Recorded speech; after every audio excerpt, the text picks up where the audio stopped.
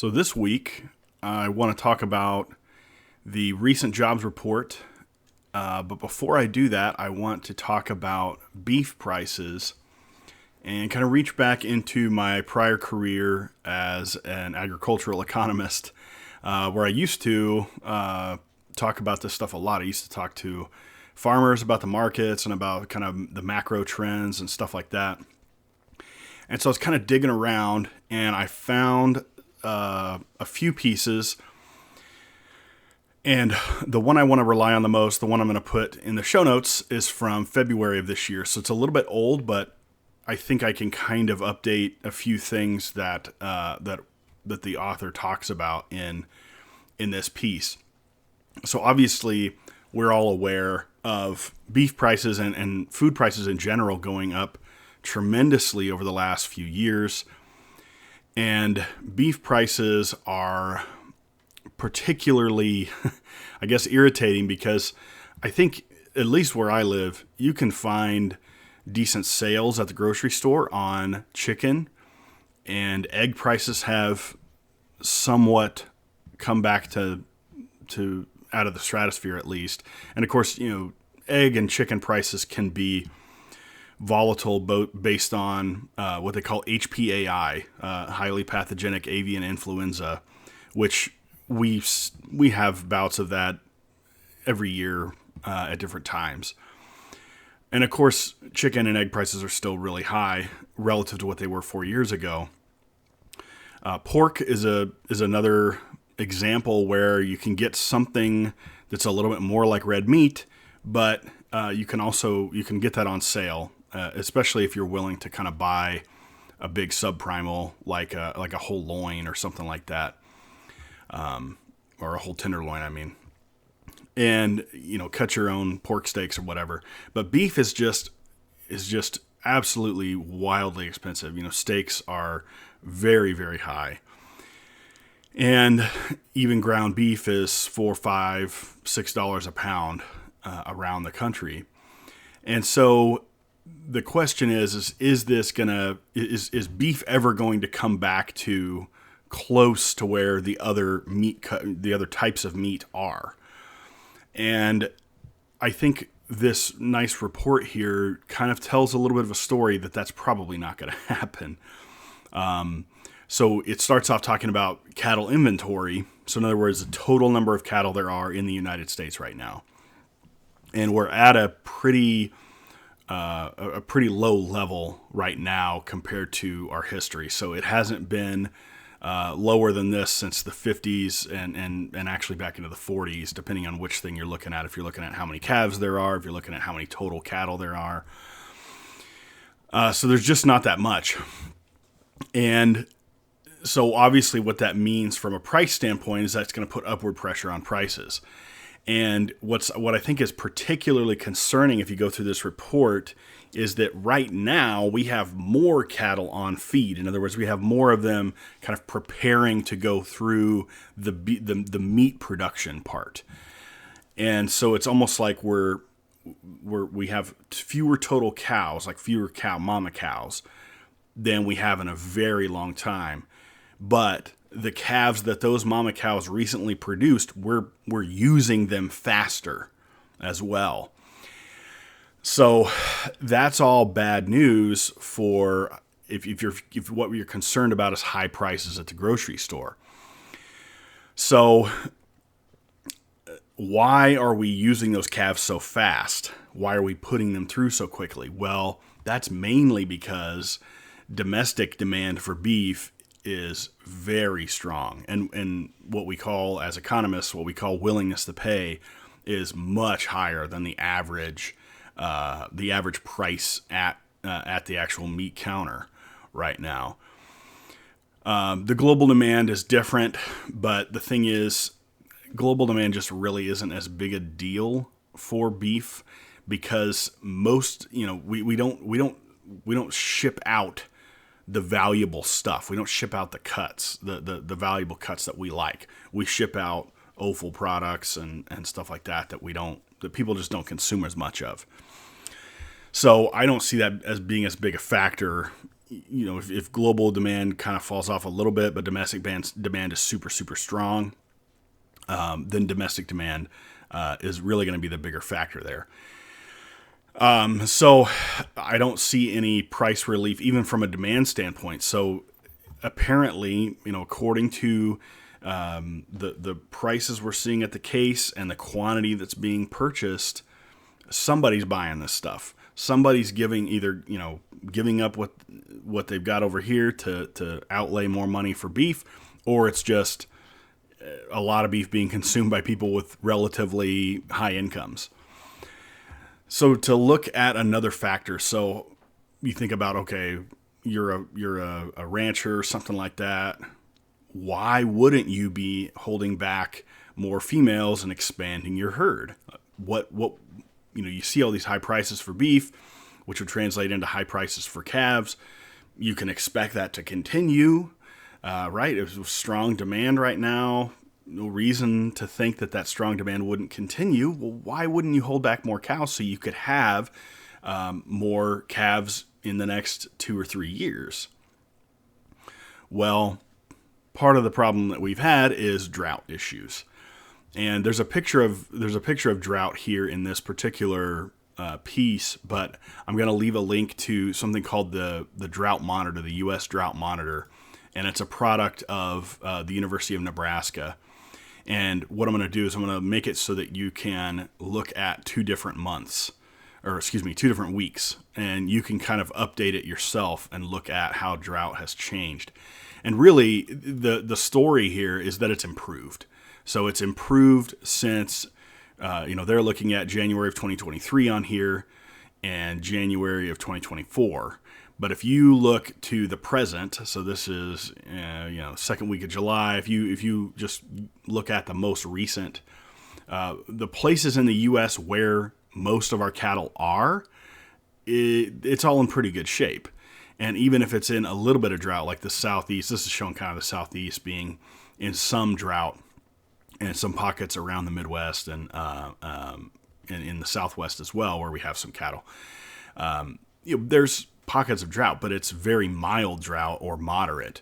It's not severe. And if you look at his this piece with this Farm Bureau economist back in January of 2023, man, there was some bad drought, and that would have been when farmers are making decisions. Let's say they're making a decision about how many cows they're going to hold back. Well, if a lot of the cattle production parts of the country were in really severe drought back then, well, I'm not going to hold them back. I'm going to get them to market, especially if prices are good, because I really don't have a choice. I don't have enough hay to feed them, and I don't want to buy grain because grain's expensive. Okay, so then that brings up another issue: is expensive grain. Well, grain prices have come down. And as far as I know, we're looking at a pretty good crop this year here in the U.S. and in other important places. And so that means that feed in general, whether it's grain or whether it's grass, so the grass from improved drought or grain from for feeding and stuff like that, both better. And so what I think is going to happen is we're going to see higher prices for beef probably within the next year. And then by this time next year, we might start to see a little bit of softening. But it could be late next year before we see that. So that's my little take on beef and where I think things are at. The other thing I want to talk about is the jobs report. So at the end of the first week of the month, we always get a jobs report for the prior month. So last Friday, we got our jobs report for June, and a few things that I think are interesting to point out. So I have a Fox Business video here for you. 1/3 of the 206,000 jobs added in June were in government. So it's kind of interesting when you see that high of a percentage of jobs coming from government sources. Now, obviously, I'm not saying government jobs are bad or they're a drag or whatever, but that is so much more fungible than the private sector. It's just a weaker indicator of the actual health of the economy. So if you're just looking at it purely as, okay, now more people have jobs, okay, fine, that's great. But if what you're looking at is, okay, how are things really going? How are business people making decisions? Well, if a third of that is is the government, well, that seems a little frightening to me, from a kind of growth standpoint, from our ability to feed ourselves and to grow our families and all of that. That's a bad sign. This also says social assistance and healthcare were big time numbers here. And I hate to put too fine a point on it, but gosh, just sounds like a nation in decline, right? You got so many more healthcare jobs. Well, what does that mean? That just means aging population. Social assistance jobs. People are having a hard time making ends meet. So you got the social assistance work going on that's increasing. So some negative stuff right out of the gate. 206,000 jobs is pretty good as job reports go. But another thing to point out about that is that whenever we get a jobs report, along with the June, so in this case, right, in July we get the June numbers. Along with that, we also get revisions for the past 2 months. And so we have a report of an additional 206,000 jobs, but the revisions for the last 2 months, so April and May, were down 111,000 jobs. And I have a little chart here that shows all of the revisions in terms of, so it gives you the month, the initial reading, and then the 2 revisions, and then it gives you the difference from the original reading. And I'll put these 2 links kind of right next to each other for you.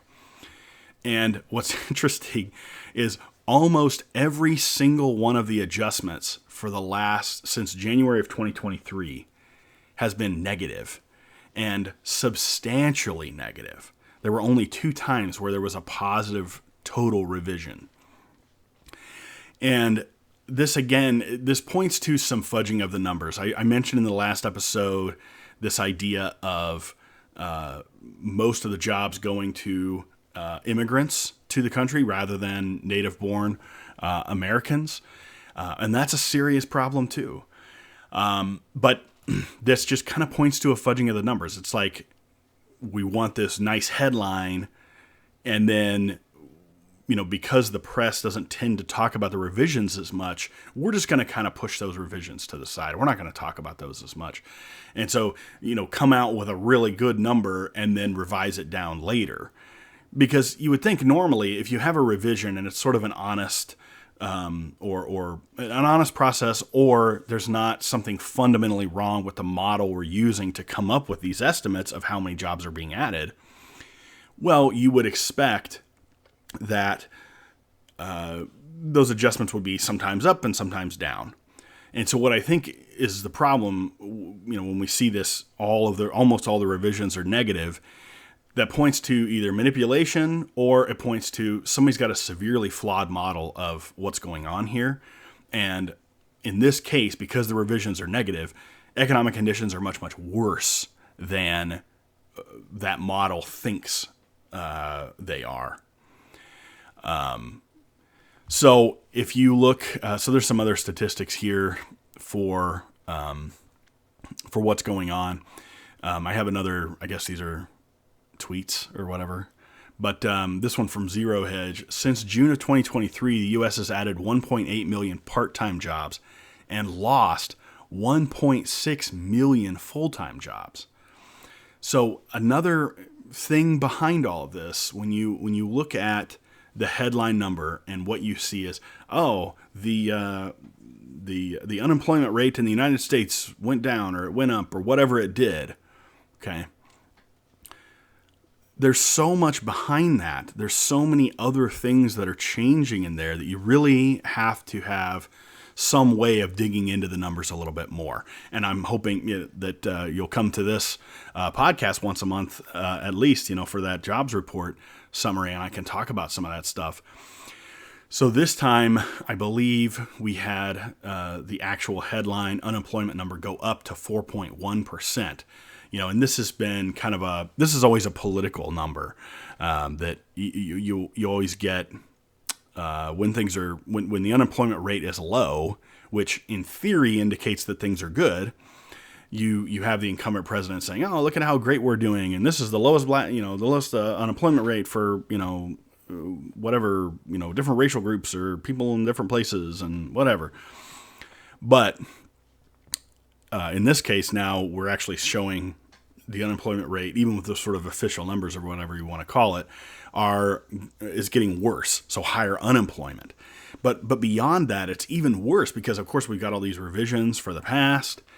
And on top of that, even we have, a lot of these jobs are government jobs, which is more, something the government's just hire people because, especially the federal government, right? They can just hire people, because they just come up with their money whenever they want. But that's not the same thing as a business on Main Street deciding to expand and hire someone, right? It's a totally different kind of thing. So this is interesting, showing that not on average, but the total cumulative change in the way people are working is that we've lost almost as many full-time jobs as we've gained part-time jobs. So in other words, this sort of like net improvement to some extent, this net increase in jobs is all due to part-time jobs.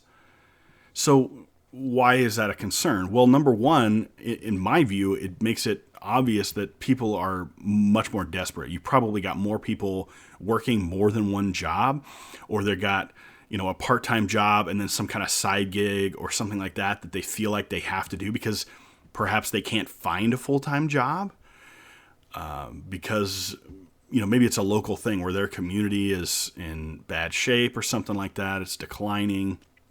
Maybe it's in some of these big cities where a lot of companies are just flat out pulling out, and so they're having a hard time finding jobs. Businesses are having a hard time committing to a full-time employee because they know it's going to cost them more, and because there's this sort of expectation of a bigger investment in that person, whereas in that person in their work, whereas a part-time job, those things come and go. And maybe they feel a little bit better about being able to just sort of, let that person loose when they have to or when it's, convenient to do so. So I think there's a lot behind this that there's to me, a big concern. Now, I think you could tell a story about part-time jobs being more popular for people. Maybe people want part-time jobs, maybe because it gives them flexibility. It allows them to do their side gig or their passion project or whatever that only brings in a little bit of money, and then they have this part-time job that makes things kind of work. They can cover the rest of their bills with this part-time job, and they just prefer that. They just prefer to have that part-time job. So I think there's a story there that could point to maybe a sort of improvement in entrepreneurial dynamism, right? People are deciding to kind of strike out on their own and that sort of thing, which is possible. I think we saw a lot of that back in 2020, 2021, where kind of the official jobs weren't really panning out for a lot of people. People lost their jobs. And so they just kind of started doing their own thing. They started kind of doing things independently. And so maybe this isn't quite as bad as it looks, but I think the probability that there's that on balance that positive story is the stronger one is pretty low. I think most likely it's the negative part. Is people want a full-time job. They want something with benefits. They want the security of it, and the fact that we're basically doing nothing but losing those and adding part-time jobs seems like a pretty tremendous problem to try to solve. And we had a couple of months ago, we had the Federal Reserve Chair basically admit that that the federal government is fudging the jobs data, and so I think that's a big concern. And now, sort of like the chickens are coming home to roost, there's really not much more they can do about it. And I think that's a concern. So the final thing I wanted to cover just related to all of this. I think I'm just going to be coming back to this every week, because typically they're going to have an update to the GDP Now forecast. So again, this is the forecast for the second quarter GDP, which would be April, May, June. And we'll get that number. We'll get the official number sometime this month. But this is the Atlanta Federal Reserve's attempt to kind of forecast what that number is going to be. And it's interesting. So last week, I talked about it coming down to 1.7%. And this most recent update, which was on the 3rd of July, is now down to 1.5%. So we're talking about 1.5% real economic growth, real GDP growth. And that is, so basically the headline number that everybody talks about, that is abysmal. That is terrifyingly low. We are getting very close to a recessionary environment, which the standard definition, that I don't even know how many people really use this anymore, but the standard definition of a recession is 3 consecutive quarters of negative GDP growth. I think we could probably see that before the end of this year. We could at least see the start of it. So if we're already at the point where we're in the second quarter of this year, the second quarter GDP number is this low, I think we could be at 0 or negative in the next two quarters. And basically the numbers that they went off of here were similar to the last one. So one of them was Institute for Supply Management. So they're talking about net exports and stuff like that. So exports from our country to others, that factors into GDP in a big way. And then the other stuff was personal consumption expenditures and private domestic business growth. And those both went down pretty significantly, which is, again, leading to their lower estimate of GDP for the second quarter. So not great news for that. I think there's a reason why you're seeing the polls go in the direction they are in terms of political stuff. This is pretty bad, and it's I think we're finally seeing the negative effects of not only this sort of inflationary spending policies, and I'm not talking about the bag and all of that stuff from a few years ago necessarily, although that's part of it. I'm talking more about the so-called Inflation Reduction Act, which is an idiotic name for something like that. And more specifically, because I'm the monetary stuff is what it is, but I'm always more concerned about the policy changes and how those are influencing things. Because the monetary stuff, okay, we can figure that out. But if we're just absolutely piling on regulations and not that all regulations are bad, but that there's a point where you're adding stuff for reasons other than something legitimate in the interest of the public.